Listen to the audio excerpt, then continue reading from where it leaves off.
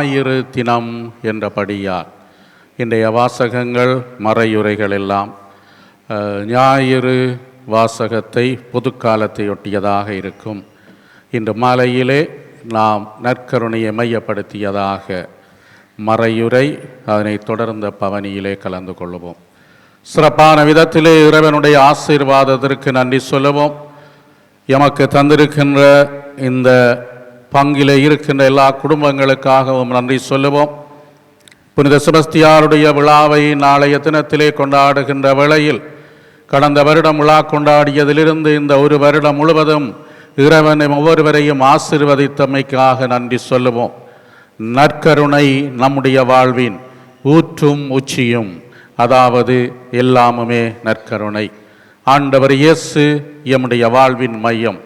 அவர் சொல்லுவதைப் போல நாங்கள் வாழ இன்றைய திருப்பலியிலே மன்றாடிக்கொள்வோம்.